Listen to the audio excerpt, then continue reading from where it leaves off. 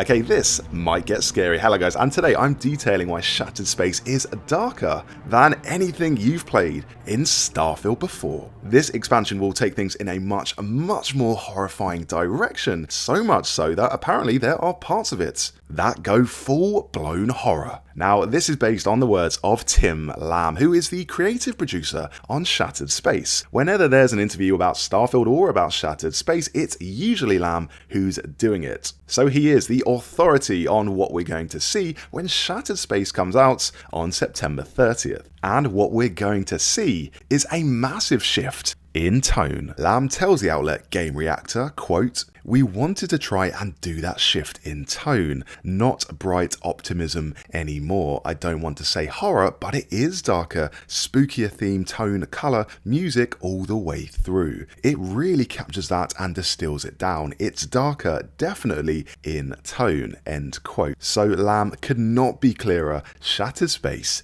is scary, and we can see that from the Shattered Space trailer. Straight away, it looks like a lot more intense than Starfield. Enemies look more alien than anything we've seen before. The colour palette is darker, there's virtually no sunlight at all, and we're going to go to a place that's going to test us. It's going to do that right from the start. We know Shattered Space begins with you investigating a derelict space station, and this is going to be pure survival horror, or Starfield's equivalent of survival horror, so you'll be cautiously exploring this abandoned location and poking through these rooms and corridors, hearing weird noises reverberating around, and trying to work out where everyone is. And if that's not an immediately horrifying concept, I don't know what is. Suddenly you'll be ambushed by loads of creepy blue aliens you've never seen before, and they're called Vortex Horrors. So if you needed a reminder of the tone of Shattered Space, the clue is kind of in the name. This is absolute horror.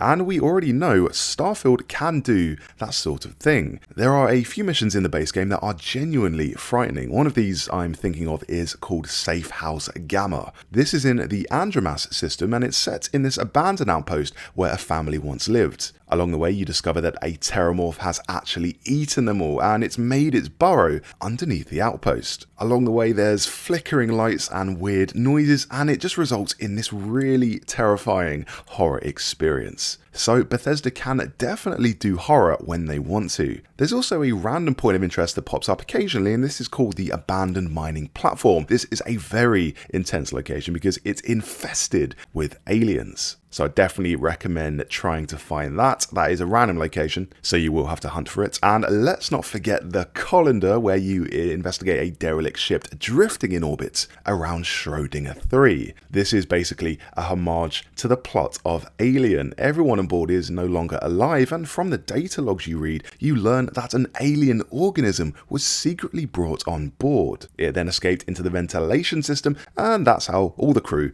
ended up deceased. The mission concludes with you encountering and taking on this alien. And seriously, if you play that mission with the lights off and really lock in, it is an unforgettable experience. But Shattered Space is terrifying in another way than the missions I just mentioned, because it adds an extra alien dimension. And by that I mean it takes you to this really strange location. A place in an undiscovered part of space. This is the planet of Varun Kai, aka the Varun homeworld. Lamb says, quote, "I think in that mood shift from bright and optimistic, we wanted something that looked more alien.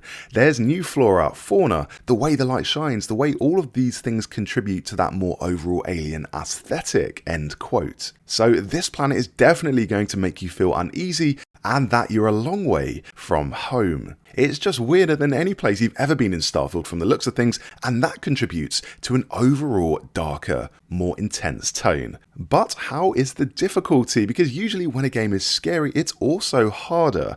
The two do go hand in hand. They kind of have to, because part of the scares come from the challenge and thinking you can get taken out at any point. If you knew you were always safe, then the danger and the scares would be a bit diminished. So how difficult is Shattered Space? About that, here is what Lamb has to say. He says, quote, I want to say it's slightly challenging. It holds that sort of horror and vibe. New players that go in early at low level, it would be challenging, end quote. However, he does say that there are a bunch of new tools at your disposal to make things just that slightly bit easier, saying, quote, "We haven't touched the base power system or adjusted the skill tree, but there are new tools.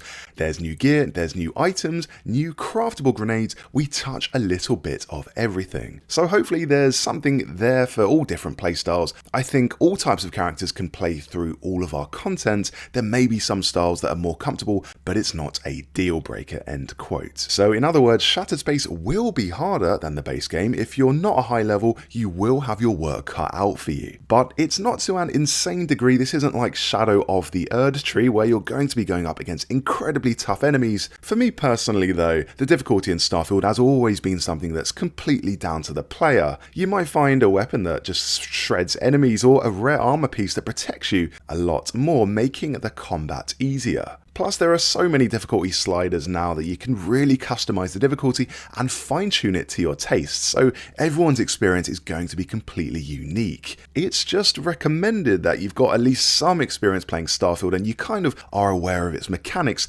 before diving into the expansion. So how early can you actually access Shattered Space? Well, Lamb has answered this question. He says, quote, "We didn't want to adjust the initial onboarding of the player. We have a lot of complex game systems to teach you, but very early on, shortly after an early mission in the game, Shattered Space opens up and is available. My recommendation would be take your existing save and go." So as Lamb says, you can play Shattered Space almost straight away, provided you've done the opening mission. This is basically the tutorial where you're given your first weapons and ship, so of course you will need those things before you play, but aside from that, it doesn't sound like there's an actual level gate or a level you need to be to play Shattered Space. You don't need to grind away for hours to get to this DLC, you don't have to start a fresh character even, or spec your skills towards the DLC, just jump straight in from your current save. But Lamb actually said something slightly different to another site called Feed for Gamers, where he also had an interview,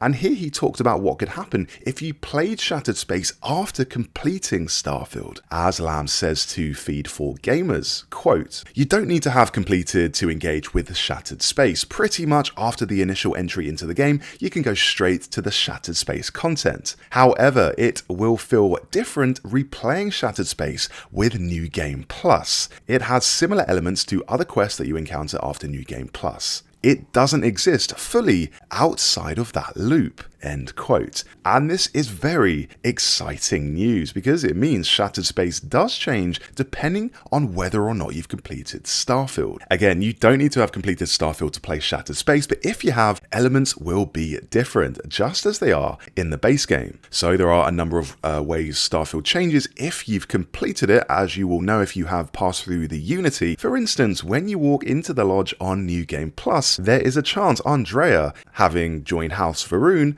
has eliminated all the other members of Constellation due to their blasphemy. So that is a variation that can happen. Or there is a chance on New Game Plus, you might see 6 variations of yourself at the lodge. Or another variation that can happen in New Game Plus, Walter Stroud has the artifacts and demands 100,000 credits for their locations, although they can be gotten through other means, such as shooting him. So these variations might be referenced in Shattered Space. It really blows the door open wide for anything to happen, because there are loads of variations in New Game Plus. Although, to be honest, to rein my expectations in slightly, I wouldn't get my hopes up massively here, because there are only so many possible combinations of dialogue Bethesda can put in here, depending on the status of your New Game Plus. There's only so many things NPCs can say to reference the state of your game. Maybe 1 or 2 nods to different variations in New Game Plus, but other than that, I don't think we're going to have massively branching experiences. Just the possibility for Shattered Space to branch off even slightly though is really exciting news. Now let's move on to the size of Shattered Space. How big is this DLC? Lamb says, quote, "It's a landmass the size of a landed area that you would think of in traditional Starfield terms, except that entire area is handcrafted.